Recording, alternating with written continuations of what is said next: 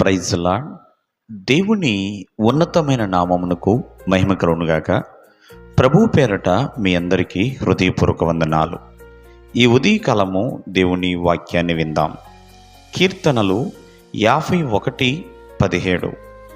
దేవా, విరిగి నలిగిన హృదయమును నీవు అలక్ష్యము చేయవు. ప్రేమైన వల్లరా, భక్తుడైన దావీదు పాపము చేసిన తర్వాత నాతాను ప్రవక్త ద్వారా గద్దింపు పొంది మరి దేవుని ఎదుట ఎంతో పశ్చాత్తాపముతో, వినయముతో, తగ్గింపుతో మరి దేవునికి రాస్తున్న కీర్తన అండి ఇది. దేవునితో చేస్తున్నాడు ప్రార్థన.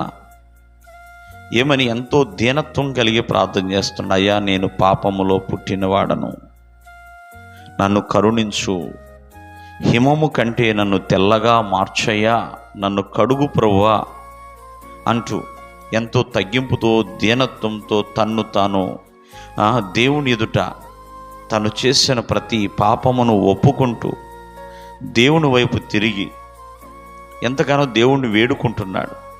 ఒకసారి ఆలోచించండి.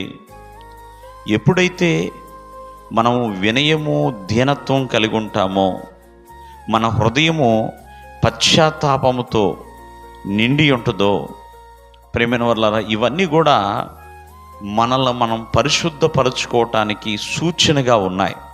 ఇక్కడ దావీదు కూడా తన హృదయము పరిశుద్ధపరచబడాలి అంటూ విరిగి నలిగిన హృదయాన్ని తను కలిగి ఉన్నాడు.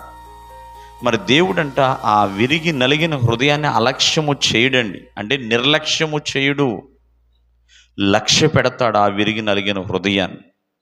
కాబట్టి ఏ దినము కూడా మరవకూడదండి.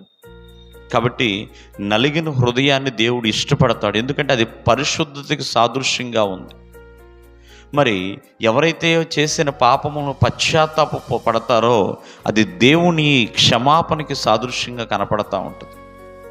కాబట్టి ఆ రీతిగా వారి పట్ల దేవుడు తన ప్రేమను చూపిస్తున్నాడు. వారు చేసిన ప్రతి పనిని గ్రహిస్తున్నాడు.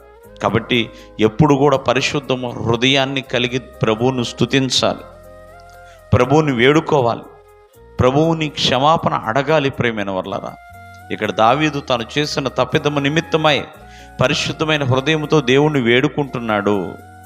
అయ్యా, నేను చేసిన పాపము నాకు తెలుసు ప్రభువా, నేను స్పష్టంగా ఎరిగి ఉన్నాను అంటూ దేవుణ్ణి వేడుకుంటున్నాడు, పశ్చాత్తాపం కలిగి ఉంటున్నాడు.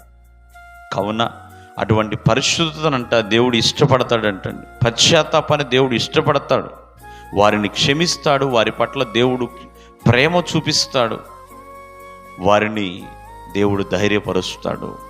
దేవుడు మిమ్మల్ని దీవించునుగాక. ఆమేన్.